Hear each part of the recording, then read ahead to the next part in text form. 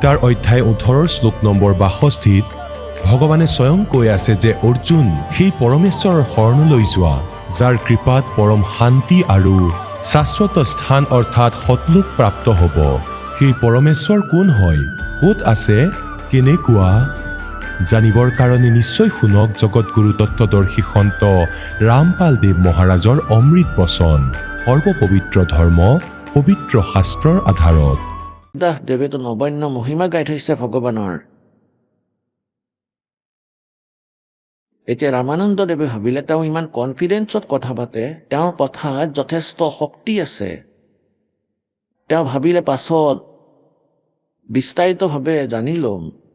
গতিকে ক'লে যে বোপাই তুমি অলপ সময় বহা, আগতে মই মোৰ পূজাৰ কাম সম্পূৰ্ণ কৰি লওঁ। তেওঁ মানসিক পূজা কৰিছিলে, যেনেকৈ সপোনত হয় তেনেকৈ। ভগৱান বিষ্ণুৰ কাল্পনিক মূৰ্তি বনাইছিলে, তাৰ পাছত তেওঁক গা ধুৱাইছিলে। আগতে এই কৰ্মকাণ্ড হৈছিলে। শালিগ্ৰামৰ পূজা যেনেকৈ কৰে, মূৰ্তি থাকে, ইয়াৰ আগৰ কাপোৰ খুলি দিয়া হয় ভগৱান বিষ্ণুদেৱৰ মূৰ্তিৰ। গা ধুৱাইছিলে ভাল পানীৰে, তাৰ পাছত আকৌ ভাল ধোৱা কাপোৰ পিন্ধাই দিছিলে, মালা দি দিছিলে ডিঙিত, তাৰপিছত মুকুট পিন্ধাই দিছিলে, তিলক লগাইছিলে। তাৰপিছত তেওঁৰ পুনৰ পূজা আৰতি কৰিছিলে। যেতিয়া গোটেই শৃংগাৰ হৈ যায় ভগৱানৰ, সেইদিনাখন ৰামানন্দ দেৱে এনেকৈ কাল্পনিক গেটৰ আগত পৰ্দা লগাই ভিতৰত বহি আছে আৰু কল্পনা কৰি আছে, কোনো মূৰ্তিক বাহিৰত দেখা পোৱা নাই। এতিয়া যেনেকৈ সপোনতো হয়, ভগৱানক গা ধুৱাই দিলে, কাপোৰ পিন্ধাই দিলে, ভাল কাপোৰ পিন্ধাই দিলে, তিলক লগাই দিলে, মুকুট পিন্ধাই দিলে। তেওঁ কণ্ঠী পিন্ধাবলৈ পাহৰি গ'ল, কণ্ঠী পিন্ধাবলৈ ডিঙিত পাহৰি গ'ল। এতিয়া সপোনত দেখা পালে যে ভগৱানৰ ডিঙিততো কণ্ঠী পিন্ধোৱা নাই, মালা নাই। এতিয়া কৰ্মকাণ্ডৰ বিধান আছে যে মুকুট পিন্ধাই দিয়াৰ পাছত সেইদিনাখন আৰু মুকুটটো আঁতৰাব নোৱাৰে, আৰু যদি কণ্ঠীয়ে পিন্ধোৱা নহয় তেনেহ'লে ইনকমপ্লিট, পূজা ইনকমপ্লিট হয়, লাভ নহয়। ৰামানন্দদেৱে চেষ্টা কৰিলে যে মুকুটৰ ওপৰেদি পিন্ধাই দিওঁ নেকি, যেনেকৈ সপোনত হয় তেনেকৈ। এতিয়া সপোনত মুকুটত মালা ফচি গ'ল, ভিতৰলৈ তললৈ নগ'ল। ৰামানন্দদেৱ বৰ চিন্তাত পৰিল যে হে ভগৱান, আজি প্ৰথমবাৰ এনেকুৱা ভুল হ'ল, আজি প্ৰথমবাৰ এনেকুৱা হ'ল, মই কি ভুল কৰিছিলোঁ? অৰ্থাৎ ভগতসকলেতো এটা দিনৰ হিচাপ ৰাখে, এটা উশাহৰ হিচাপ ৰাখে। আজি মোৰ দ্বাৰা পূজা কেনেকৈ খণ্ডিত হ'ল? হে ভগৱান, মই কি পাপ কৰিছোঁ? পৰমাত্মাই বাহিৰৰ পৰা ক'লে, কবীৰদেৱ कि स्वामी घुंडी खोल के तब माला गलडार और गरीबदास इस भजन को समझ से कहकर तार। এতিয়া ৰামানন্দদেৱে বাহিৰৰ পৰা পৰমাত্মাৰ মাত শুনিব পালে। কবীৰদেৱৰ 5 বছৰ বালকৰ ক'লে যে স্বামীদেৱ, এই মালাডালৰ গাঁঠিটো খুলি দিয়ক আৰু তাৰ পিছত ডিঙিত পিন্ধাই গাঁঠিটো বান্ধি দিয়ক। আপুনি মুকুটটো খুলিবই নালাগে, আপোনাৰ পূজা তেনেকৈ সফল হ'ব। এতিয়া ৰামানন্দদেৱে এতিয়া ক'লে যে এতিয়া কিনো মালা পিন্ধাব, কিহৰ গাঁঠি বান্ধিব? এতিয়া সেয়াৰ কাপোৰ যি পৰ্দা আঁৰি থৈছিল সেয়া পেলাই দিলে আৰু বাহিৰলৈ আহিলে স্পীডত। আৰু সেই ধানকৰ পুত্ৰক, শিপিনীৰ পুত্ৰক, শূদ্ৰৰ পুত্ৰক নিজৰ বুকুত সাৱটি ধৰিলে। এতিয়া পুণ্যাত্মাসকলে, এফালেতো ইমান অস্পৃশ্যতা আছিলে, সন্মুখত ব্ৰাহ্মণ বৰ্গ বহি আছিল কেইবা শ সংখ্যাত। एक तरफ तो लोक लाज और एक तरफ वो गरीब निवाज। ब्राह्मण सोए जो ब्रह्म पे छाने। কয় যে लोक लाज मर्याद जगत की तरण जो तोड़ बगावे, जब कोई राम भगत गत पावे। এতিয়া এফালেতো গোটেই সমাজ, লোক লাজ, ব্ৰাহ্মণ কুল, সন্মান আৰু অপমানৰ প্ৰশ্ন। এফালে ভগৱান থিয় হৈ আছে, দীনদয়াল। গতিকে ইয়াত তেখেতৰ নাম হ'ল ব্ৰাহ্মণ, এওঁৰ নাম ভগত। সমাজে দেখা নাই। মীৰাবায়ে কৈছিলে যে के सत्संग में जाना मेरा ना छूटे, चाहे जड़का मरो संसार। একেবাৰে বুকুত সাৱটি লৈছিলে। এইটো ভবাই নাছিল যে মানুহে কি ক'ব। আজিলৈকেতো তুমি মহৰ্ষি ব্ৰাহ্মণ বুলি কৈ আছিলা, আজি শূদ্ৰ বুকুত সাৱটি লৈছা। কিন্তু ভগতে এই বস্তুৰ প্ৰতিদান নিদিয়ে। তেওঁলোকে আগ পিছ একোৱেই নেদেখে, বুকুত সাৱটি লৈছে। আৰু যেতিয়া পৰমাত্মাক বুকুত সাৱটি ল'লে, এনেকুৱা শৰীৰদাতা যেনেকুৱা কপাহৰ দৰে, কাৰণ তেওঁতো পঞ্চতত্বৰ পৰা নহয়, তেওঁ শুক্ৰম অকায়ম অচনাবিধান স্বয়ম্ভূ, সেই পৰমাত্মা। এতিয়া কি কৈছে? डोढ़ी पर्दा दूर कर फिर लिया कंठ लगाए गरीबदास गुजरी बहुत जब बदन बदन मिलाए। কোৱা হয় যে যেতিয়া শৰীৰত টাচ কৰিলে সেই যাক ক্ষুদ্ৰ বুলি ভাবিছিল, এবাৰ ভাবিলে যে মানুহে কি ক'ব, দুখী আত্মা বহুত আছে, কিন্তু ভগৱানে ভগতসকলে নেৰে ভগৱানক, একেবাৰে লাগি ধৰিলে। আকৌ কি কৈছে?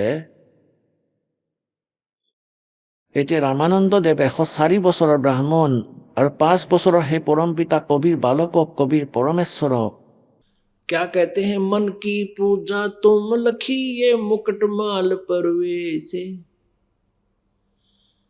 गरीबदास गति कौन लखे तेरा के वर्ण क्या भेख है। होय होय। এতিয়া ৰামানন্দ দেৱে ক'লে, পৰমাত্মা আপোনাক কেনেকৈ চিনি পাম আমি? আপোনাৰ গতিৰ সৈতে, আপোনাৰ মহিমাৰ সৈতে আমি কেনেকৈ পৰিচিত হ'ম?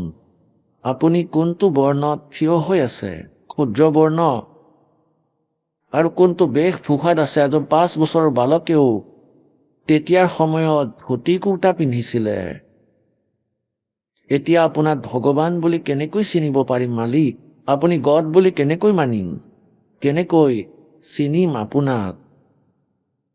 मन की पूजा तुम लखिए मुकुट माल परवेसे गरीबदास गति कौन लखे कौन वर्ण कौन बेख। হে পৰমাত্মা চকু তিয়াই ৰামানন্দ দেৱে ক'লে, হে ভগৱান, আপোনাক কেনেকৈ চিনি পাম? আপুনি শূদ্ৰৰ ঘৰত আপুনি প্ৰকট হৈছে, শূদ্ৰ বৰ্ণত, আৰু কোনটো বেশভূষাত আছে আপুনি? আমিতো শুনিছিলোঁ ভগৱানৰ 4খন হাত আছে, মুকুট পিন্ধে, এনেকৈ চক্ৰ ঘূৰাই থাকে। এয়া আমাৰ ভুল ধাৰণা। পৰমাত্মা পৰমাত্মাই হয়, তেওঁ নৰ আকাৰৰ হয়। গতিকে সেই সময়ত এতিয়া পৰমাত্মাইতো তাতে সকলোৰে চকু খুলিবই লাগিছিলে, তেওঁৰ মনক আকৌ পৰিৱৰ্তন কৰি দিলে দাতাই। ये तो शिक्षा तुम दी मान ली मन मोरे गरीबदास कोमलपुर से हमरा बदन कठोरे। ৰামানন্দ দেৱে ক'লে, এতিয়া মই গম পাই গৈছোঁ আপোনাৰ কথা দাতা। আপুনি মোৰ অহংকাৰ উলিয়াব পাৰিছে, কাৰণ মই আগতে অপৃচ্ছতাক মানিছিলোঁ। এতিয়া মই এইবোৰ একেবাৰে গম পাই গৈছোঁ যে আপুনি মোক কি শিক্ষা দিব বিচাৰিছে। আৰু হে পৰমাত্মা, মোৰ শৰীৰটো কঠিন আৰু আপোনাৰ শৰীৰটো একেবাৰে কোমল, একেবাৰেই কোমল। এতিয়া ৰামানন্দ দেৱে ক'লে, স্বামী, কবিৰ পৰমাত্মাই বুজাব ধৰিলে সেই 104 বছৰৰ মহৰ্ষিক 4 বেদৰ গীতা একেবাৰে কণ্ঠস্থ মনত আছিলে, 4 বেদ কণ্ঠস্থ আছিলে সেই ৰামানন্দ দেৱৰ। আৰু প্ৰাঞ্চল আছিল, 1400 ঋষি বনাই ৰাখিছিলে, 1400 ঋষি যিসকলে পাছত প্ৰচাৰ কৰিছিলে ৰামানন্দ দেৱৰ দ্বাৰা গ্ৰহণ কৰা জ্ঞানক। তাৰ পাছত আকৌ পৰমাত্মাই কেনেকৈ বুজাব বিচাৰিলে? ए स्वामी तुम स्वर्ग की छोड़ो आसारीत गरीबदास तुम कारणे हम उतरे शब्द अतीत। তোমালোকৰ বাবেই মই আহিছোঁ ওপৰৰ সৎ লোকৰ পৰা গতি কৰি। এতিয়া পুণ্যাত্মাসকল যিসকলে যিটো ৰঙেৰে ৰঙীন আছিল, এতিয়া 15-16 বছৰৰ ৰামানন্দ দেৱে ঘৰ ত্যাগ কৰি মাৰ্গত লাগি গৈছিল, 104 বছৰৰ বৃদ্ধ হৈ গ'ল। এতিয়া কৈছে, सुन बच्चा मैं स्वर्ग की कैसे छोड़ू रीत गरीबदास गुजरी लगी ये जन्म गया सब बीते।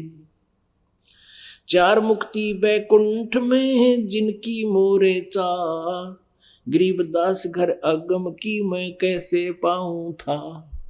এতিয়া ৰামানন্দ দেৱে কৈ আছে যে হে পুত্ৰ, স্বৰ্গৰ, কাৰণ বিষ্ণুদেৱৰ উপাসক আছিলে, স্বৰ্গই সুপ্ৰিম স্থান আছিলে আমাৰ, আমি সকলো একেটা জ্ঞানেৰে আধাৰিত আছিলোঁ।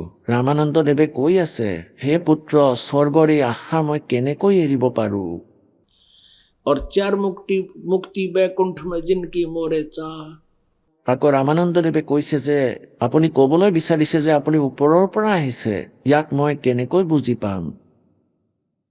এতিয়া ৰামানন্দদেৱে বিষ্ণু ভগৱানৰ মহিমাৰ বিষয়ে শুনালে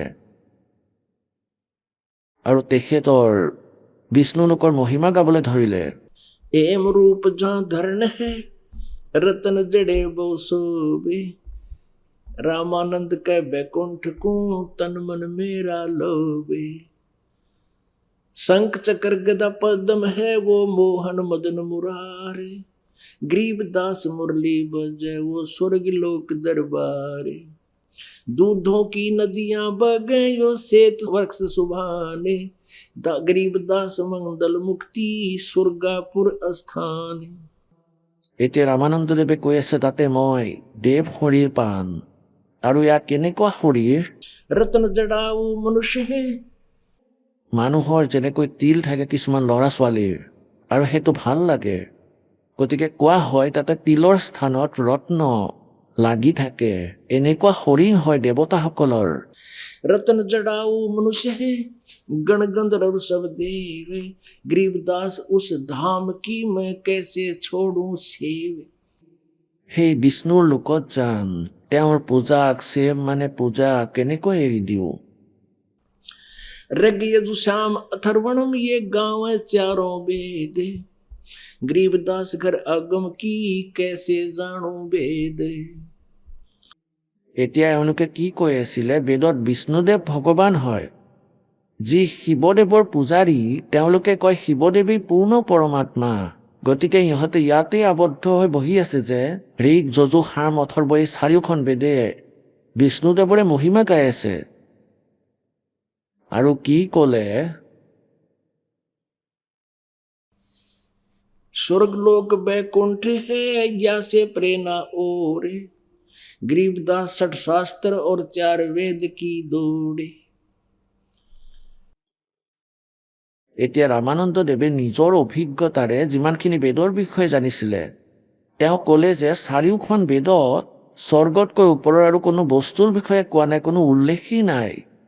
যেতিয়া পৰমাত্মাই গোটেইখিনি ঋগবেদৰ মণ্ডল নম্বৰৰ বিষয়ে ক'লে যে ওপৰত চতুৰ্থ মুক্তিধামত তাতে ময়েই থাকোঁ, আৰু সেই চতুৰ্থ ৰামো ময়েই হয়। 4 वेद गाँव तीसे, स्वर्ग लोक और बैकुंठ है या से प्रेरणा और। এতিয়া যিমানখিনি সন্ত ঋষি আছিল সিহঁতে এই বেদক পঢ়িছিল আৰু স্বৰ্গ লোককে ফাইনেল বুলি কৈছে, স্বৰ্গ। এতিয়া তেওঁ ৰামানন্দদেৱে এনে শুনিবলৈ পোৱা জ্ঞানবোৰৰ ওপৰত ভিত্তি কৰি কৈছে যে স্বৰ্গলোকে বৈকুণ্ঠ হয়, ইয়াৰ আগত আৰু কোনো দেশ নাই। এতিয়া পৰমেশ্বৰ কবীৰদেৱে ক'লে যে স্বামীদেৱ, আপুনি ক'লৈ যাব স্বৰ্গত? কিমান দিনলৈ থাকিব স্বৰ্গত? এতিয়া বুদ্ধিমান আছিলে, ইমানখিনি জ্ঞানটো আছিলে যে যেতিয়ালৈকে পুণ্য থাকিব তেতিয়ালৈকে স্বৰ্গত থাকিব পাৰি। ক'লে যেতিয়ালৈকে মোৰ ভক্তিৰ উপাৰ্জন থাকিব। পিছত এইটো ক্ষীণ হ'ব যে স্বামীজী তাৰ পৰা ক'লৈ যাব? ক'লে নাজানো পুত্ৰ, ক'ত জন্ম হ'ব, কোনটো পশুৰ যোনিত যাম। তেনেহ'লে ইয়াক কি ভক্তি কৰি আছে আপুনি? কি সাধনা কৰি আছে? তোমাৰ বিষ্ণু মৰিব, তোমাৰ বৈকুণ্ঠও নাশ হ'ব, ব্ৰহ্মলোক পৰ্যন্ত বিনাশ হ'ব, ব্ৰহ্মাণ্ডৰ বিনাশ হ'ব, আপোনাৰ বিষ্ণুও নাথাকিব, তেনেহ'লে আপুনি ক'ত থাকিব? আকৌ ক'লে যে আপুনিতো বুদ্ধিমান, সকলো পুৰাণ মনত আছে। দেৱী ভাগৱত 3য় স্কন্ধত লিখা আছে, বিষ্ণুদেৱে স্বয়ং কৈ আছে যে মই নাশবান, আমাৰ জন্ম আৰু মৃত্যু দুয়োটাই হয়। তেখেতৰতো গোটেইবোৰ কণ্ঠস্থ মনত আছিলে যে হয় পুত্ৰ, তেনেকুৱাই লিখা আছে। গতিকে আকৌ ক'লে যে বুদ্ধিমানসকলৰ বাবে ইংগিতেই যথেষ্ট। আৰু আপুনি বিষ্ণুদেৱৰ পূজা কৰি আছে, আৰু গীতাত আপুনি সত্য বুলি মানিছে, বেদক সত্য বুলি মানিছে। ক'লে হয় মই সত্য বুলি মানো। সপ্তম অধ্যায়ৰ 12ৰ পৰা 15লৈকে 3টা গুণ কি? ৰজগুণ, ব্ৰহ্মা, সৎগুণ, বিষ্ণুতম গুণ, শিৱ, ত্ৰিগুণময় মায়া। ক'লে পুত্ৰ এনেকুৱাই হয়। এতিয়া বুদ্ধিমানসকলকতো সোনকালে বুজাব পৰা যায়। যদি তেওঁ ভগৱানক বিচাৰে আৰু যিসকলে জানি বুজি তৰ্ক কৰে তেওঁলোকক বুজোৱাটো ব্যৰ্থ চেষ্টা। কিন্তু তেওঁ ভগৱানক বিচাৰিছিলে আৰু 104 বছৰৰ হৈছিলে, মৃত্যু হ'বলগীয়া আছিলে। গতিকে সেই সময়ত মানুহে অলপ ভাবে যে এই কথাটো উল্টা পুল্টা হ'বলৈ গৈ আছে। এতিয়া পৰমাত্মাই কবিৰ পৰমেশ্বৰদেৱে তেওঁক বুজাবলৈ চেষ্টা কৰিলে যে স্বামীদেৱ, তিনি গুণ ৰজগুণ ব্ৰহ্মা, সদগুণ বিষ্ণু, তমগুণ শিৱদেৱৰ দ্বাৰা ত্ৰিগুণময়ী মায়াৰ দ্বাৰা যাৰ জ্ঞান বিলুপ্তি হ'ব ধৰিছে, সপ্তম অধ্যায়ৰ 15 নম্বৰ শ্লোকত শ্ৰীমদ ভাগৱত গীতাত লিখা আছে, তেওঁ ৰাক্ষস স্বভাৱক ধাৰণ কৰা মনুষ্যসকলৰ মাজত নিজ দূষিত কৰ্ম কৰোঁতাই মোকো নভজে।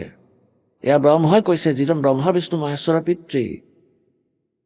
ৰামানন্দ দেৱৰতো কণ্ঠস্থ মনত আছে এইবোৰ কথা, গোটেই শ্লোক মনত আছিলে ক'লে হয় পুত্ৰ, এনেকৈ লিখা আছে। আকৌ 16, 17 আৰু 18 সপ্তম অধ্যায়ৰ 16, 17 আৰু 18 নিজৰ বিষয়ে ক'লে এই ব্ৰহ্মই যে মোৰ পূজাও 4টা প্ৰকাৰত কৰা হয়। তেওঁলোকৰ মাজত মোৰ জ্ঞানীটোকে ভাল লাগে, কাৰণ তেওঁলোকে সিদ্ধান্ত লৈছে যে এজন ভগৱানৰে ভক্তি কৰিব লাগে, আন দেৱতাসকলৰ উপাসনা কৰিব নালাগে। কিন্তু তেওঁলোকেও তত্ত্বদৰ্শী সন্তক নোপোৱাৰ বাবে মোৰ অনুত্তম সাধনাতেই লীন হৈ থাকিল। যে হয় পুত্ৰ, এনেকুৱাই লিখা আছে। আকৌ 20, 21, 22 আৰু 23 স্পষ্ট কৰিলে যে যিসকলে আন দেৱতাসকলৰ পূজা কৰে তেওঁলোকৰ সাধনা শাস্ত্ৰবিৰোধ হোৱাৰ বাবে ব্যৰ্থ। হয় পুত্ৰ, তেনেকুৱাই লিখা আছে। সকলোবোৰ বুজি পাইছিল, তথাপিও কি কয়, এনেকুৱা কৰোঁ মই, সমাধি কৰোঁ, মোৰ পুণ্য ওপৰত গুচি যাব, মোৰ ধ্যান সমাধিস্থ হ'ব, মই ওপৰত যাম। এতিয়া চাওক, কালে ইমান অজ্ঞানতা ভৰাই দিছে আমাৰ ভিতৰত। আকৌ এই অভিমান যে মইতো বাল ব্ৰহ্মচাৰী, যোগ অভ্যাস কৰোঁ, মেডিটেশ্যন কৰোঁ। পৰমাত্মাই প্ৰথমতেতো এই মেডিটেশ্যনৰ ডিমেৰিটৰ বিষয়ে ক'লে যে যি সাধনা আপোনালোকে কৰে, तब से राज राज मद मानव जन्म तीसरे शुक्र सवाल। তাৰপিছত আকৌ ক'লে যে ঠিক আছে ব'লা কৰা ধ্যান। নমনাসকলে ভাবিলে যে এইটো বিপদজনক কাম। যেতিয়া ভিতৰত সমাধিস্থ হ'ল, ত্ৰিবেণী 3টা পথ আছিলে ওপৰত, এতিয়া 3টা পথ তালৈ গৈ আবদ্ধ হৈ গ'ল। ইয়াতকৈ আগত তেওঁ যাবলৈ নোৱাৰে। তেওঁতো মৃত্যুৰ পিছত যাব পাৰিছিলে, য'ত তেওঁৰ সাধন, যাৰ ভক্তি আছিলে। তেতিয়া পৰমেশ্বৰে ক'লে, বালক ৰূপত ওপৰৰ ফালে চালে, যেনেকৈ সপোনত হয়। ক'লে স্বামীদেৱ, এই মাজৰ পথটো ওপৰৰ ব্ৰহ্মাণ্ডক পাৰ কৰি সৎলোকলৈ যায়, ওপৰৰ লোকলৈ যায়। আৰু এইটো তোমাৰ পথ, যিটো বিষ্ণু লোকলৈ যাব। আপোনালোকে আপোনালোকৰ পুণ্য কৰ্মৰ আধাৰত বিষ্ণু লোকলৈ যাব। আপোনালোকৰ পুণ্য শেষ কৰি আকৌ 84 লাখ যোনিলৈ যাব। এই সন্মুখৰ এই মাজৰ যিটো ব্ৰহ্মৰন্ধ আছে, এয়া তোমালোকৰ মন্ত্ৰৰ জপেৰে নুখুলে, না ওম নামেৰে খুলিব, মই নিজৰ সৎ নামেৰে খুলিম। পৰমাত্মাই লীলা কৰি দেখুৱালে, সেই সৎনাম স্মৰণ কৰিলে আৰু মাজৰ যিটো ইমান ডাঙৰ যি গেট আছিল একেবাৰে খুলি গ'ল লগে লগেই। আহক স্বামীদেৱ। ওপৰত পৰমাত্মাই কালক দেখুৱালে যে যাক তুমি নিৰাকাৰ বুলি কোৱা, যি বহি আছে ডাঙৰ মূৰ লৈ, যে হাজাৰ হাজাৰ ভুজা দেখুৱাইছিল, শ্ৰীকৃষ্ণত প্ৰৱেশ কৰি অৰ্জুনক ভয় খুৱাইছিল আৰু যুদ্ধ কৰাইছিল আৰু কৈছিল মই কাল, সহস্ৰ বাহুলৈ তেওঁ বহি আছে। চাওক, পৰমাত্মাৰ স্মৰণৰ সন্মুখত তেওঁ নতমস্তক হৈ গ'ল। কবিৰ পৰমেশ্বৰদেৱে ৰামানন্দদেৱক সৎলোকলৈ লৈ গ'ল। আৰু তালৈ গৈ ৰামানন্দদেৱে কি দেখিলে যে পৰমেশ্বৰ যেনেকৈ যজুৰ্বেদ অধ্যায় নম্বৰ 5 মন্ত্ৰ নম্বৰ 1 দুবাৰকৈ সাক্ষী দিয়া হৈছে, अग्ने तनुरसी विष्णुवे तवा सोमस्य तनुरसी। তেওঁ পৰমাত্মা, হে পৰমাত্মা, আপোনাৰ তেজময় শৰীৰ, আপুনি সৎলোকত স্থিৰ হৈ আছে, তাতে সিংহাসনত বিৰাজমান হৈ থাকে। আৰু বিষ্ণুৱে তোমাৰ সৌমস্য তনুৰসী, সকলোৰে ধাৰণ পোষণ কৰিবলৈ, ইয়াত তেওঁলোকক সৎভক্তি দি তেওঁলোকক সমৃদ্ধ কৰিবলৈ সেই পৰমাত্মা অমৰ পুৰুষৰ অন্য শৰীৰ আছে। সেই আন ৰূপত পৰমাত্মাই শিপিনী ৰূপ ধাৰণ কৰি ইয়ালৈ আহিছিল, বালক ৰূপত দেখুৱাইছিল। তেওঁ বিষ্ণুৱে তোৱা সৌমস্য তনুৰসী, সেই দ্বিতীয় শৰীৰ মালিকৰ সেই বালক ৰূপত ৰামানন্দদেৱৰ লগত গৈছিল ওপৰলৈ। এতিয়া ৰামানন্দদেৱে ভাবিলে ভগৱানেতো ইয়াত বহি আছে সিংহাসনত, কাৰণ তাত দিব্য নেত্ৰই কাম কৰে। এই শৰীৰটো ইয়াতেই আছিলে, আত্মা ওপৰলৈ গ'ল। গতিকে পৰমেশ্বৰ কবিৰদেৱ বালক ৰূপত চোৰ উঠাই লাগি গ'ল ভগৱানৰ মূৰত। সিংহাসনত বহি থকাজনৰ ওপৰত চোৰেৰে বিচিবলৈ এনেদৰে বহি থাকিল। ৰামানন্দদেৱে ভাবিলে যে তলত যিজন কবিৰ বালক আছে তেওঁ নিশ্চয় ইয়াৰ কোনো চাকৰ হয়, আৰু তেওঁ হয় সেই অমৰ পুৰুষ, অমৰ পৰমাত্মা। সেই সময়তেই পৰমাত্মাই সিংহাসনৰ পৰা উঠিলে আৰু 5 বছৰৰ এই বালক সিংহাসনত বিৰাজমান হৈ গ'ল। আৰু সেই যি অৰিজিনেল ভগৱানক দেখিছিলে তেওঁ চোৰেৰে বিচি আছিল সেই 5 বছৰীয়া বালকক, এজ এ চাকৰ, এজ এ ছাৰ্ভেণ্ট।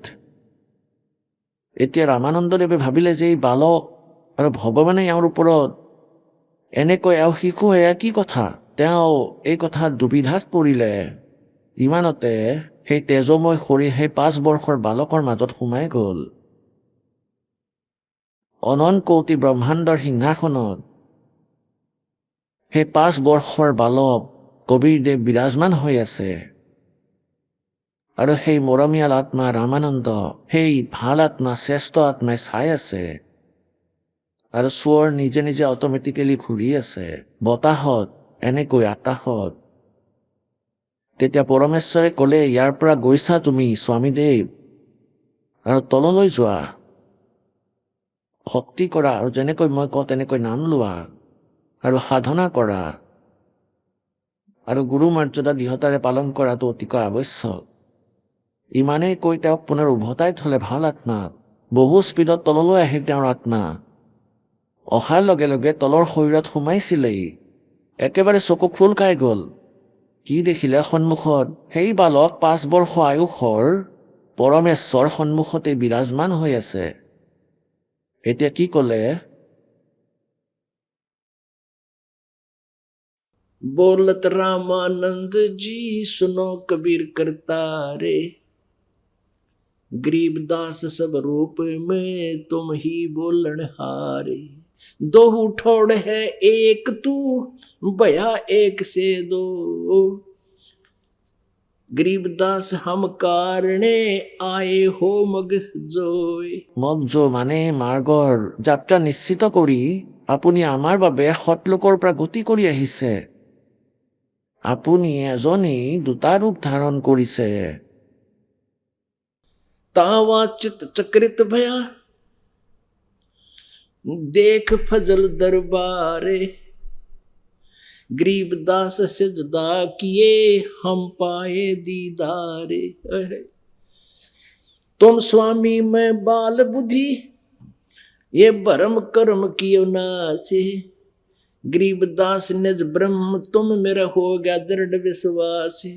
এতিয়া এজন 104 বছৰৰ বৃদ্ধ, তেওঁ মহৰ্ষি হৈ আছিলে, আৰু 5 বছৰৰ কবিৰ পৰমাত্মা, যাক ধানক শিপিনী বুলি কোৱা হয়, তেওঁক ক'লে, তুমি স্বামী, মই বাল বুদ্ধি, মোৰ জ্ঞানটো আপোনাৰ সন্মুখত একেবাৰে বালকৰ দৰে, আৰু আপুনি স্বামী, আপুনি মোৰ মালিক। तुम स्वामी मैं बाल बुद्धि, मेरा भरम कर्म किया नेसे। মোৰ সকলো ভ্ৰম আপুনি নাশ কৰি পেলাইছে, মোৰ অন্ধকাৰ আঁতৰাই দিছে। तुम स्वामी मैं बाल बुद्धि, भरम कर्म किया नासे, गरीबदास निज ब्रह्म तुम मेरा हो गया दृढ़ विश्वासी। যে আপুনি এইটো তৎ ব্ৰহ্ম হয়, পৰমাক্ষৰ ব্ৰহ্ম হয়। গীতাৰ অধ্যায় নম্বৰ 7ৰ 29ত যাৰ বিষয়ে কোৱা হৈছে, আপুনিয়ে সেই পৰমাক্ষৰ ব্ৰহ্ম হয়। 8ম অধ্যায়ৰ 3য় মন্ত্ৰত যাৰ বিষয়ে কোৱা আছে, अब तुम ही निज ब्रह्म हो मेरा हो गया दृढ़ विश्वासी। सुन बेसुन से तुम परे, उरे हो हमरे तीरी, दास गरीब सरबंग में अवगत सत कबीरी। कोटि कोटि सजदा किए, कोटि कोटि प्रणाम, गरीबदास अनहद अदर हम पर से तुम धाम। হে পৰমাত্মা, মই আপোনাৰ লোক দেখিছোঁ, আপোনাৰ ধামো দেখিছোঁ, য'ত আপুনি থাকে, 3য় ধামত।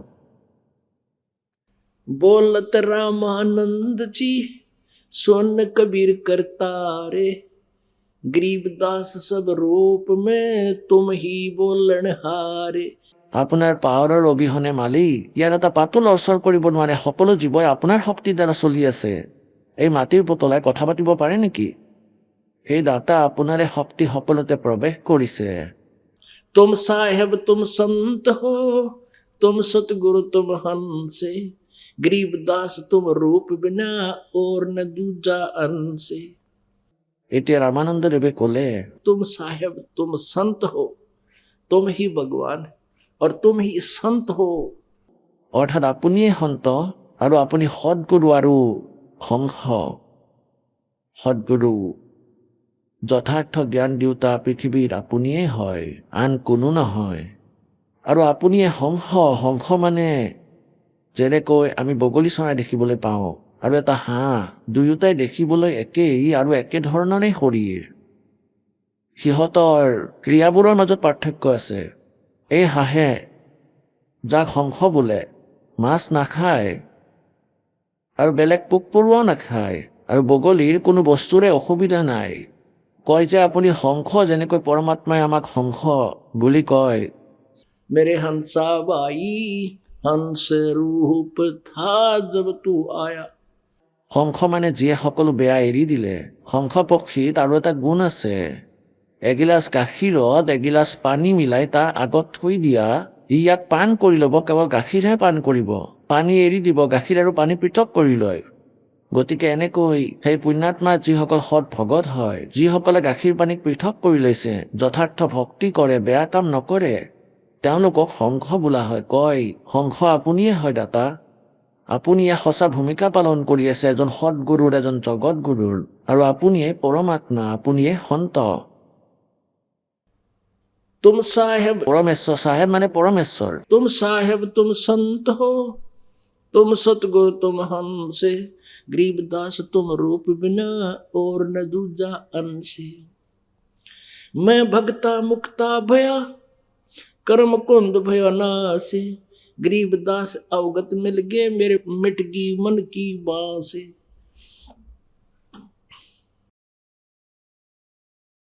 এতিয়া 104 বছৰৰ এজন বৃদ্ধ মহৰ্ষি হৈ আছিলে। 1008 আগত পাছত লগাই আছিল সৰস্বতী আৰু স্বামী পণ্ডিত। এতিয়া 5 বছৰৰ বালকক কৈছে, মই আপোনাৰ ভক্ত, মোৰ কল্যাণ হ'ল, ভগৱানক বিচাৰোতে আৰু আপোনাক পাই গলো। মই ভগত মুক্তা ভয়া আৰু ভৰম কৰম ভয় নাশ, মোৰ আটাইখিনি দুখ একেবাৰে বিলুপ্ত হৈ গ'ল আপোনাক সাক্ষাৎ কৰি। গৰীবদাসদেৱে ক'লে, ৰামানন্দদেৱে কৈছে, গৰীবদাস অৱগত নিলে ये मिट गई मन की बांसी। মনৰ বাসনা শেষ হ'ল, এইটো এনেকৈ নহয়, তেনেকৈ নহয়, আৰু তালৈ যাম বিষ্ণু লোকৰে, এইটো ফুটা কৰি যোগ্যও নহয়। दो ठोर है एक तू, भया एक से दो, गरीबदास हम कारणे तुम आए हो मगजो। এতিয়া পৰমাত্মাই ক'লে, गोता मारू स्वर्ग में जा बैठूं पाताले, कह कबीर ढूंढता फिरूं अपने हीरे मोती लाल। আৰু সেই 4 বেদে কয়, সেই পৰমাত্মা সৎলোকত নিজৰ তৃতীয় ধামত থাকে, তাৰ পৰা গতি কৰি আহে আৰু শ্ৰেষ্ঠ আত্মাবোৰক দৰ্শন দিয়ে, তাৰ পাছত তেওঁলোকক জ্ঞান প্ৰদান কৰে, তেওঁলোকক মুক্ত কৰে। बोलो सतगुरुदेव, जय हो सत साहिब। পৰম পিতা পৰমাত্মা পূৰ্ণ ব্ৰহ্ম সৰ্বসৃষ্টিৰ ৰচয়িতা কুল মালিক কবিৰ দেৱ, মুক্তিদাতা কবিৰ চাহেব দেৱৰ অসীম কৃপাৰে আপোনালোকে এই সৎসংগ শুনিবলৈ পাইছে। সৎসংগৰ যোগেদি আমি জানিব পাৰোঁ আমি কোন, ক'ৰ পৰা আমি আহিছো। আমাৰ ইয়াত এই কালৰ লোকত জীয়াই থকাৰ আৰু মৃত্যুৰ এইটো কি প্ৰচিজাৰ হয়। যিকোনো প্ৰাণীক আমি যদি চাওঁ, কোনেও শান্তিৰে জীৱন যাপন কৰা নাই।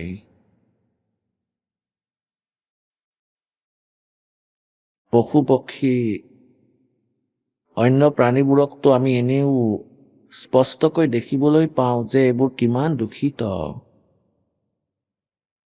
মানৱ শৰীৰক আমি প্ৰাপ্ত কৰি এইটো ভাবি লওঁ যে আমি সুখী হয়, কিন্তু আমি পাহৰি যাওঁ যে এই তত্ত্বজ্ঞানৰ অভাৱত যে আমিও জীৱ। কেৱল আকাৰৰ পাৰ্থক্য আছে। মেটেৰিয়েল সেয়াই হয়, সকলো বিকাৰ সেয়াই হয় যি আন প্ৰাণীসকলত আছে, কিন্তু মানৱ শৰীৰৰ এটা বিশেষত্ব আছে যে আমি ইয়াৰ যোগেদি পৰমাত্মাক প্ৰাপ্তি কৰিব পাৰোঁ। আমি এই কষ্টৰ পৰা মুক্তি পাব পাৰোঁ। জন্ম আৰু মৃত্যুৰ ৰোগক আমি চিৰদিনৰ বাবে সমাপ্ত কৰাব পাৰোঁ। পৰমাত্মাই আমাক মনত পেলাই দিয়ে যে আমি এনেকুৱা ভুল ঠাইত জীৱন যাপন কৰি আছোঁ, য'ত সুখ নামৰ কোনো বস্তুৱেই নাই। আৰু আপোনালোকে সুখৰ সন্ধানতেই, সুখ প্ৰাপ্তিৰ বাবে আপোনালোকে প্ৰযত্ন কৰে। যাৰ সন্তান নাই তেওঁলোকে ভাবে যে হে পৰমাত্মা, এটা যদি বালক হৈ যায় মই সুখী হৈ যাম। আৰু যাৰ বালক আছে তেওঁলোকক সুধি চাওক কিমান সুখী তেওঁলোক। এটা এৰক যাৰ 4টাকৈ সন্তান আছে তেওঁলোককো সোধক কিমান সুখী তেওঁলোক। অন্ধই ভাবে যেন মই নেত্ৰ পাওঁ, হে ভগৱান, তেওঁ একো নিবিচাৰে ভগৱানৰ পৰা, কেৱল নেত্ৰ বিচাৰে। এই নেত্ৰ থকাসকলক সুধি চাওক কিমান সুখী তেওঁলোক। এই প্ৰকাৰে যাৰ ওচৰত ধন নাই তেওঁ ধন বিচাৰে। হে ভগৱান, ধনৱান যদি হৈ যাওঁ আৰু একো নালাগে মোক। যিমানেই অধিক ধন হ'ব সিমানেই অত্যাধিক প্ৰাণী দূষিত হৈ যায়। ধনৱান প্ৰাণী কেতিয়াও সুখী হ'ব নোৱাৰে, কাৰণ আমি সেই পৰমাত্মাৰ জ্ঞানৰ বিষয়ে নাজানো, যাৰ আধ্যাত্মিক জ্ঞান আছে, যাৰ ভিতৰত সত্যতা পৰিপূৰ্ণ হৈ আছে। আৰু আমি আমাৰ জীৱ সংজ্ঞাত যিমানখিনি ভাবোঁ সেয়া জীৱ স্তৰৰ হয়। সেই আধাৰত আমি সুখ প্ৰাপ্ত কৰিব নোৱাৰোঁ, না বেলেগ কিবা নিৰ্ণয় কৰিব পাৰোঁ। আমি আমাৰ জীৱনক সফল কৰিবলৈ পৰমেশ্বৰৰ বিধানক আধাৰ মানিব লাগিব, তেখেতৰে স্মৰণ কৰিব লাগিব। নিজৰ চিন্তা, নিজৰ জ্ঞানক আমি ফৰগেট কৰিব লাগিব, ইয়াক পাহৰিব লাগিব। কাৰণ আমাৰ ভাৱনা হ'ল যে ধনৱানসকল সুখী। ধনৱানসকলে ভাবে যে ৰজাসকল সুখী, হয়তো মই মন্ত্ৰী হৈ যাওঁ, মুখ্যমন্ত্ৰী হৈ যাওঁ। ইয়াৰ বাবে নাজানো কিমান পইচা ব্যয় কৰি পেলাই এজন MLA MP হ'বলৈ, আৰু ৰজাসকল সপোনতো সুখী নহয়। কিন্তু আমাৰ জীৱ সংজ্ঞাৰ যি মাপনি সেইবোৰক আমি চাওঁ। আগতে ৰজাসকলে হাতীৰে চলাফিৰা কৰিছিলে, তেখেতৰ ওপৰত চাকৰে ছাতি ৰাখিছিলে ছাউনিৰ বাবে, ডাঙৰ ছাতি, সোণ ৰূপৰ। আগত পাছত সৈন্য গৈছিলে, বেণ্ড বাজনা বাজিছিলে। গতিকে সাধাৰণ মানুহ যথেষ্ট প্ৰভাৱিত হৈছিল যে ৰজা বৰ সুখী, তেওঁৰ সপোনতো সুখ নহয়। এনেকৈ কোনো মন্ত্ৰী, প্ৰধানমন্ত্ৰী, মুখ্যমন্ত্ৰী অথবা অন্য পোষ্ট প্ৰাপ্ত কৰিলে আমি এইটো ধৰি লওঁ যে এওঁ বৰ সুখী, তেওঁৰ দৰে দুৰ্গতি আন কোনো প্ৰাণীৰেই নাই। সপোনতো সুখ প্ৰাপ্তি নহয় এই ব্যক্তিসকলৰ। বৰ্তমানৰ কলিযুগৰ মন্ত্ৰী, মুখ্যমন্ত্ৰী, প্ৰধানমন্ত্ৰী, এওঁলোকৰ ওচৰে পাজৰেও সুখ নাই। যদি কোনোবা সুখী তেন্তে পৰমাত্মাৰ মুক্তিদাতাৰ জ্ঞানত যি আধাৰিত হৈ গৈছে, কবিৰ পৰমেশ্বৰৰ তত্ত্বজ্ঞানত আধাৰিত হৈ গ'ল, তেওঁ পৰিচিত হৈ গ'ল তেওঁৰ লগত। আৰু যি পৰমাত্মাৰ সৎনাম জপ কৰে সেই প্ৰাণী সুখী হ'ব। সেই প্ৰাণীয়েই সুখী আৰু হ'ব, আৰু তেওঁৰ মুক্তিও হ'ব। भाई तन दर सुखिया कोई न देखा, जो देखा सो दुखिया हो। उदय अष्ट की बात करते हैं, मन सबका किया विवेका हो, सबका किया विवेका हो। तन दर सुखिया कोई न देखा, जो देखा सो दुखिया हो, उदय अस्त की बात करते हैं, मन सबका किया विवेक का हो, सबका किया विवेक का हो। घाटे बाधे सब जग दुखिया, के गृहस्थी बैरागी हो। घाटे बाधे सब जग दुखिया, के गृहस्थी बैरागी हो। सुख देव ने दुख के डर से, गर्भ में माया त्यागी हो, गर्भ में माया त्यागी हो। तंदर सुखिया कोई न देखा, जो देखा सो दुखिया हो। उदय अस्त की बात करते हैं, मन सबका किया विवेक का हो, सबका किया विवेक का हो। जंगम दुखिया योगी दुखिया, तपस्वी को दुख दूना हो। जंगम दुखिया जोगी दुखिया, तपस्वी को दुख दूना हो।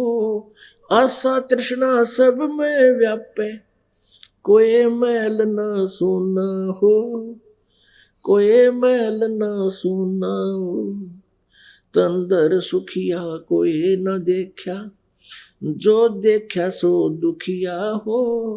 उदय अस्त की बात करते हैं, मन सबका कियो विवेक का हो, सबका किया विवेक का हो। भाई सच कहूं तो जग नहीं माने, पर झूठ कही ना जाई हो। सच कहूं तो जग ना माने, झूठ कही ना जाई हो।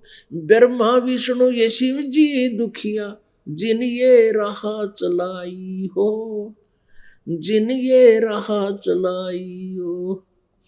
तंदर सुखिया कोई न देखा, जो देखा सो दुखिया हो। उदय अस्त की बात करते हैं, मन सबका किया विवेक का हो, सबका किया विवेक का हो। भाई सुरपति दुखिया भूपति दुखिया, रंग दुखी बपरीती हो। सुरपति दुखिया भूपति दुखिया, ये रंग दुखी बपरीती हो। कहे कबीर और सब दुखिया, एक संत सुखी मन जीती हो, संत सुखी मन जीती हो। तन दर सुखिया कोई न देखा, जो देखा सो दुखिया हो। उदय अस्त की बात करते हैं, मन सबका किया विवेक का हो, सबका किया विवेक का हो। भाई सुरपति दुखिया भूपति दुखिया, रंक दुखी बपरीती हो। सुरपति दुखिया भूपति दुखिया, रंक दुखी बपरीती हो। कहे कबीर और सब दुखिया, एक संत सुखी मन जीती हो, संत सुखी मन जीती हो। तंदर सुखिया कोई न देखा, जो देखा सो दुखिया हो। उदय अस्त की बात करते हैं, मन सबका किया विवेक का हो, सबका किया विवेक का हो। পৰমেশ্বৰ কবিৰদেৱে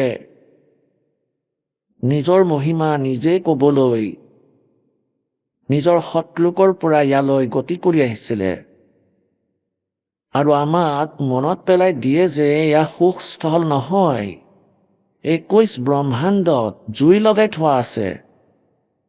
এয়াই জুই যি আপোনালোকৰো লাগি আছে, কাম ক্ৰোধ মোহ লোভ অহংকাৰ।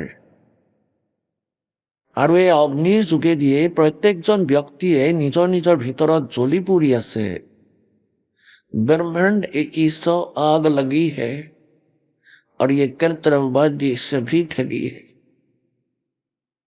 এতিয়া পুণ্যাত্মাসকল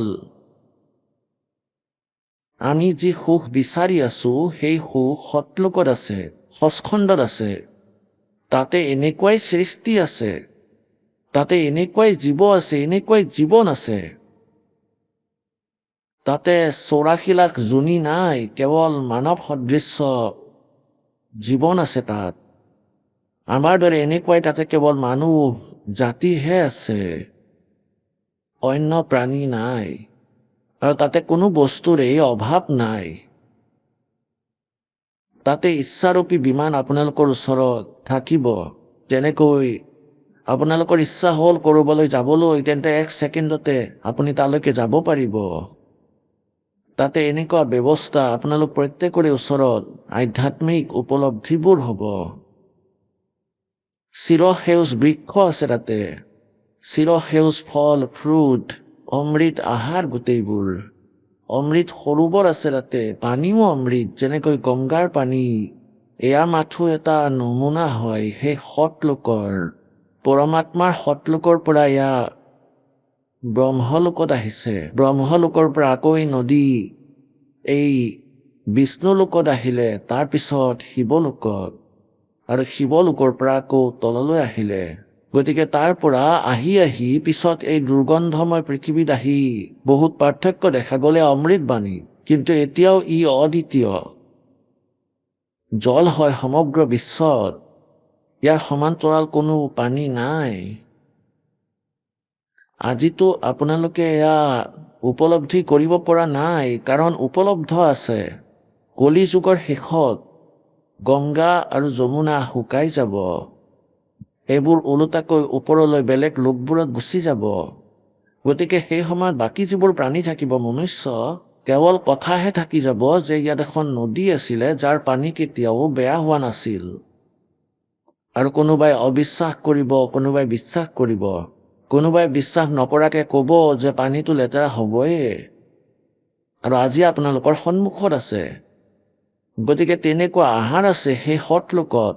এই পৰমাত্মাই কেৱল এটা চেম্পল দি থৈছে আপোনালোকক। এয়া যি নকল পন্থ আছে, যিয়ে কয় যে সচখণ্ডৰ ভিতৰত কেৱল প্ৰকাশেই প্ৰকাশ আছে, পোহৰে পোহৰ আছে, তাতে আত্মা পৰমাত্মাৰ মাজত ইমান বিলীন হৈ যায় যেনেকৈ টোপাল সমুদ্ৰত একেবাৰে একত্ৰিত হৈ যায়। এই সকলো তেওঁলোকৰে ভুল ষ্টেটমেণ্ট হয়, ৰং ষ্টেটমেণ্ট। তেওঁলোকৰ কোনো অনুভৱ নাই, তেওঁলোকে কোনো জ্ঞানৰ বিষয়ে নাজানে। যাৰ থিয়ৰিয়েই ভুল, গতিকে প্ৰেক্টিকেল নিজে নিজেই ভুল হ'বই। গতিকে পুণ্যাত্মাসকল, যদি এনেকুৱা হয় যে তাত একোৱেই নাই,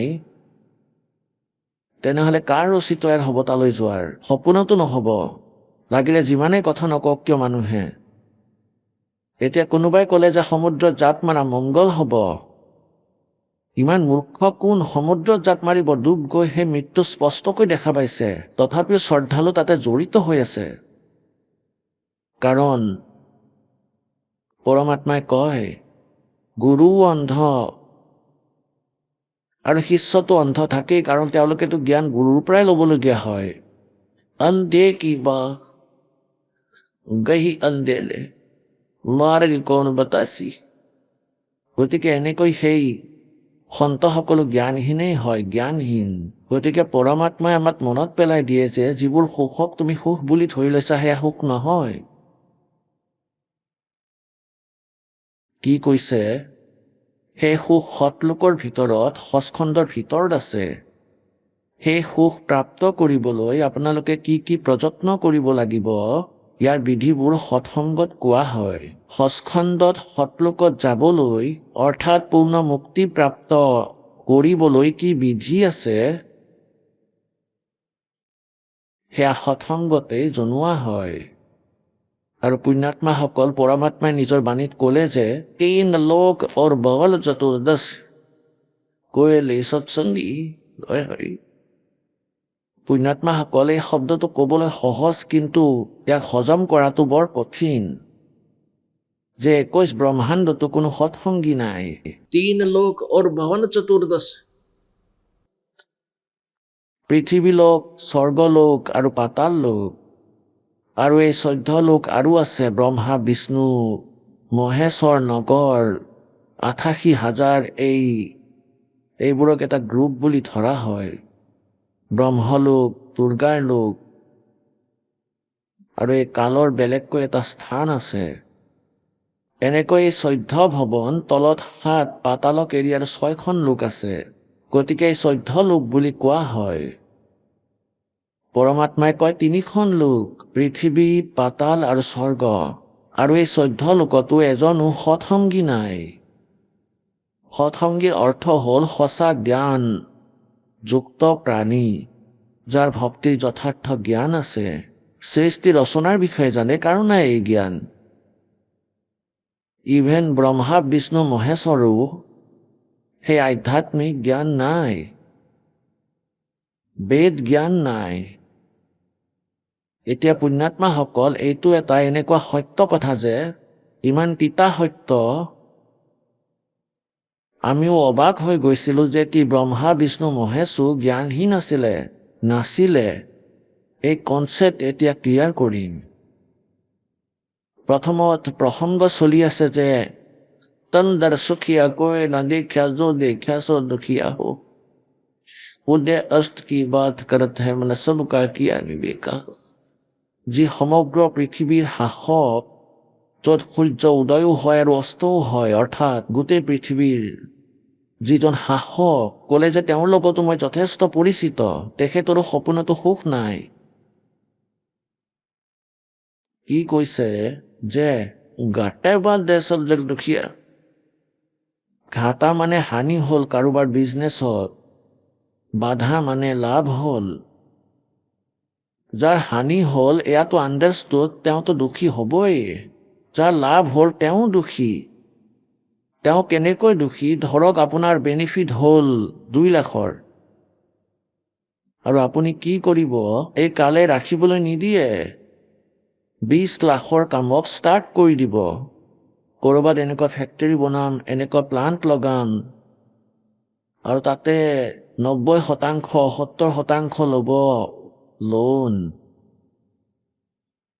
আহক আমি এতিয়া সেই শ্ৰদ্ধালুসকলৰ অনুভৱবোৰ জানো, যিসকলে জগতগুৰু তত্ত্বদৰ্শী সন্ত ৰামপাল দেৱ মহাৰাজৰ পৰা দীক্ষাপ্ৰাপ্ত কৰিছে, তথা তেওঁৱেই কোৱা ভক্তি মাৰ্গ এওঁলোকে অৱলম্বন কৰি আছে। নমস্কাৰ ছাৰ। নমস্কাৰ। ছাৰ, কি নাম আপোনাৰ? মোহিত কুমাৰ। মোহিত, আপুনি ক'ৰ পৰা আহিছে? মই ইউ পি ডিষ্ট্ৰিক্ট উৰিয়া, উত্তৰ প্ৰদেশৰ। মোহিত, আপুনি সন্ত ৰামপালদেৱ মহাৰাজৰ পৰা নাম দীক্ষা কেতিয়া ল'লে? মই 13 অক্টোবৰ 2019। সন্ত ৰামপালদেৱ মহাৰাজৰ পৰা নাম দীক্ষা লোৱাৰ আগতে আপুনি কিবা ভক্তি সাধনা কৰিছিলনে?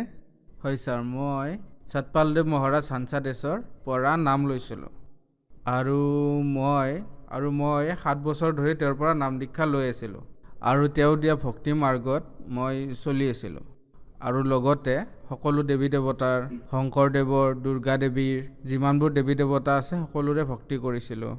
সন্ত ৰামপালদেৱ মহাৰাজৰ শৰণলৈ কিয় আহিলে? চাওক, সন্ত ৰামপালদেৱ মহাৰাজৰ শৰণলৈ মই আহিলোঁ কাৰণ মোৰ প্ৰশ্ন আছিল। ছাৰ, কি প্ৰশ্ন আছিলে আপোনাৰ? মোৰ প্ৰশ্ন আছিল, যেনে ধৰক ভগৱান ক'ত থাকে, ভগৱানক কেনেকৈ পাব পাৰি, আৰু কোনে দেখিছে।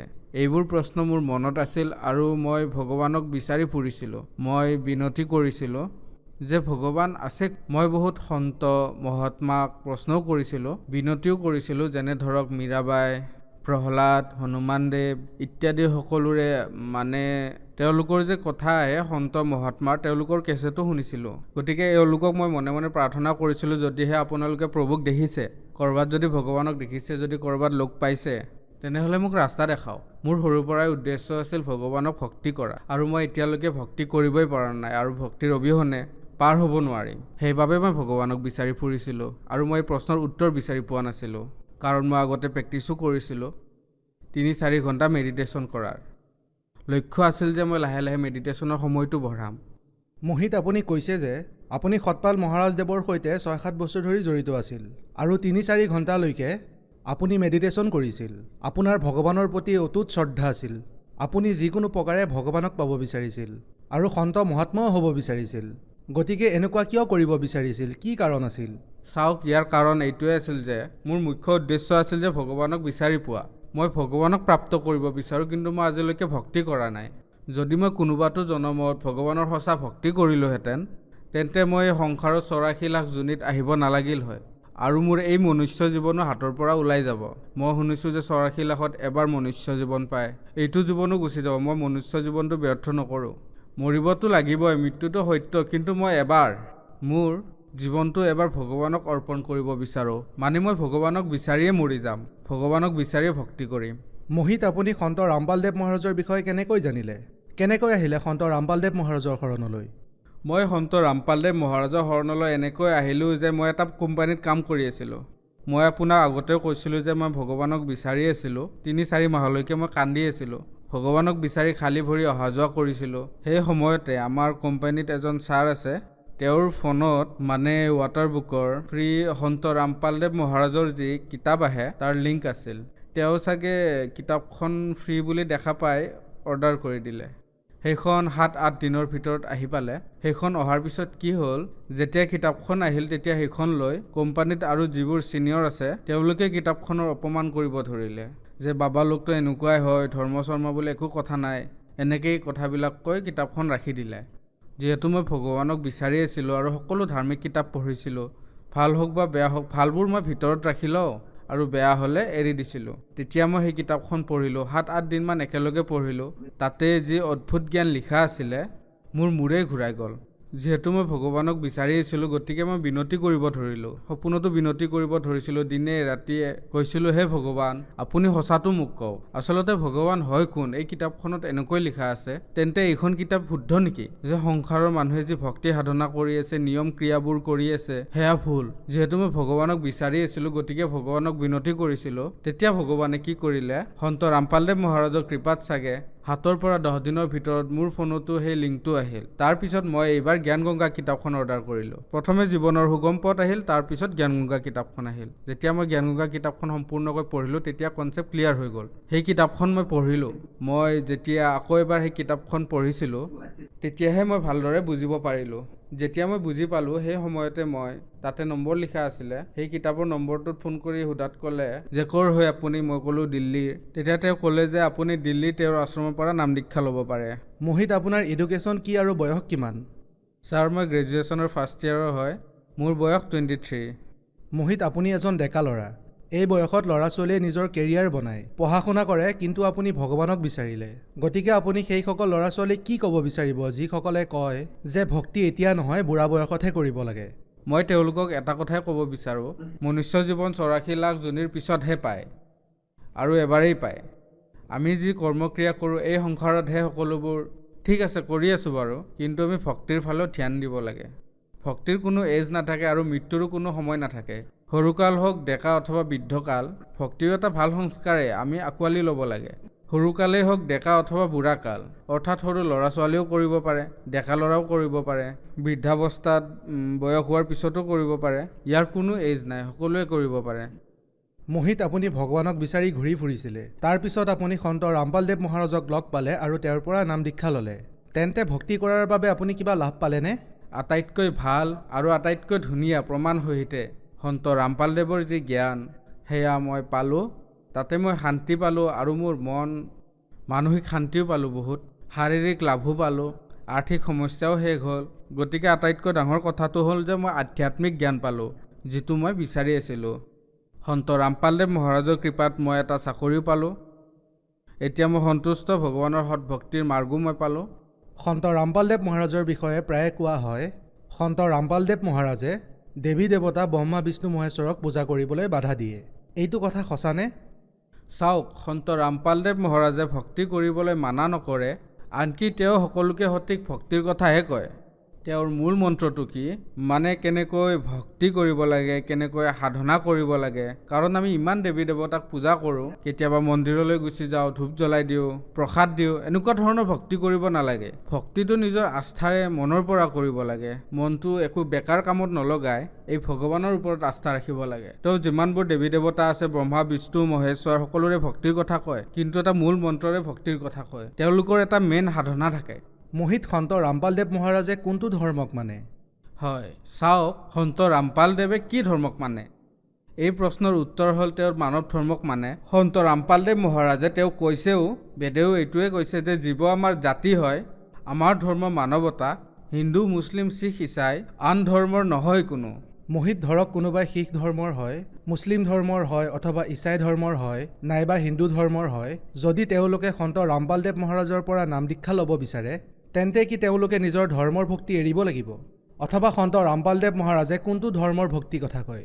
হয়, চাওক, সন্ত ৰামপালদেৱ মহাৰাজে যি ভক্তিৰ কথা কয় সেয়া একেবাৰেই সহজ। সকলো বেদতে হিন্দু হওক, মুছলিম হওক, শিখ ইছাই যিকোনো ধৰ্মৰেই নহওক তাত একো পাৰ্থক্য নাথাকে। যেনে ধৰক হিন্দু মুছলিম শিখ ইছাই বেলেগ নহয়, সেইবোৰ একো ধৰ্ম নহয়, কেৱল মানৱতাই ধৰ্ম। আৰু সকলো সৎগ্ৰন্থতে হিন্দু হওক অথবা মুছলিম হওক তেওঁলোকৰ নিজৰ সৎগ্ৰন্থত থকা ভক্তি দিয়ে। গতিকে তেওঁলোকে নিজৰ নিজৰ ধৰ্ম পঢ়িব লাগে, তেতিয়াহে নিজৰ ধৰ্মৰ ধাৰ্মিক কিতাপত কি লিখা আছে বুজিব পাৰিব। তাৰপিছত সন্ত ৰামপালদেৱ মহাৰাজে যি প্ৰমাণিত ভক্তি দি আছে সেয়া কৰিব পাৰে। মোহিত, আজি যিসকল শ্ৰদ্ধালুৱে আপোনাক দেখি আছে তেওঁলোকক কি বাৰ্তা দিব বিচাৰিব, বিশেষকৈ হানচা দেশপন্থীসকলক? হয়, চাওক, হানচা দেশপন্থীসকলক মই এইটোৱে ক'ব বিচাৰিম যে চাওক, আপোনালোক সকলোৱে শিক্ষিত। সেই পৰমেশ্বৰৰ কৃপাত আজিৰ পৰা 40-50 বছৰৰ আগতেতো একোৱেই নাছিলে, ইমান জ্ঞান নাছিলে, ইমান বিজ্ঞান নাছিলে। আজি আমি পৰমেশ্বৰৰ কৃপাত আমি শিক্ষিত আৰু আজি আমি সকলো নকলি ধৰ্মগুৰুৰ সৈতেও জড়িত।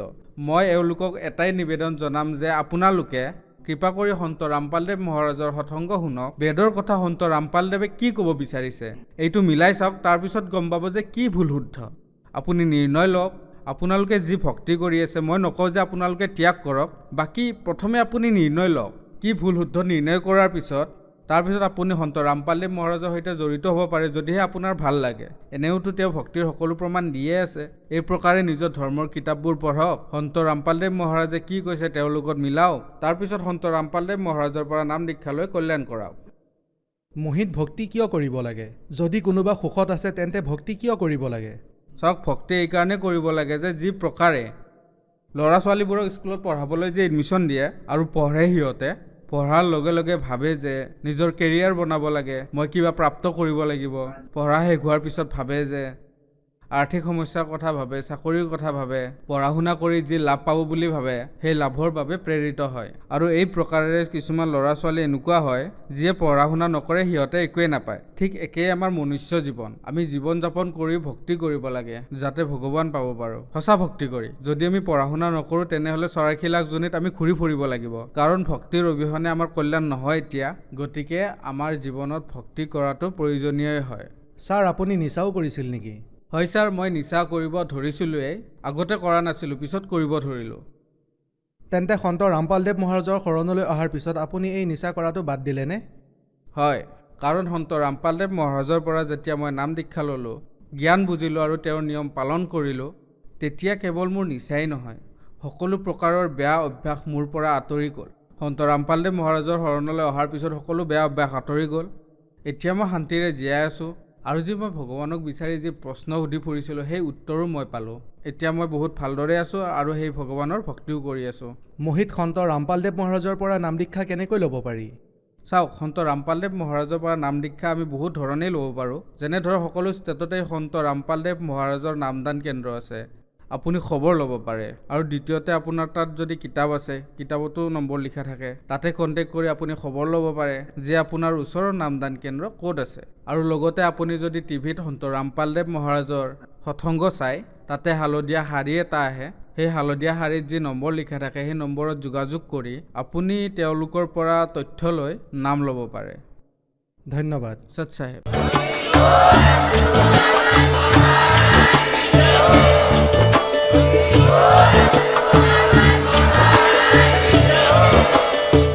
আপুনি শুনি আছিলে জগতগুৰু তত্ত্বদৰ্শী সন্ত ৰামপালদেৱ মহাৰাজৰ মংগল প্ৰবচন। অধিক জানিবৰ বাবে ভিজিট কৰক আমাৰ ৱেবছাইট www.jagatgururampalji.org। সন্ত ৰামপালদেৱ মহাৰাজৰ শুভ আশীৰ্বাদত সমগ্ৰ বিশ্বতে 500তকৈও অধিক নাম দীক্ষা কেন্দ্ৰ আছে, য'ত সন্ত ৰামপালদেৱ মহাৰাজৰ দ্বাৰা বিনামূলীয়া নাম দীক্ষা দি থকা হৈছে। আপোনাৰ নিকটৱৰ্তী নাম দীক্ষা কেন্দ্ৰৰ ঠিকনা জানিবলৈ সম্পৰ্ক কৰক 8222880541।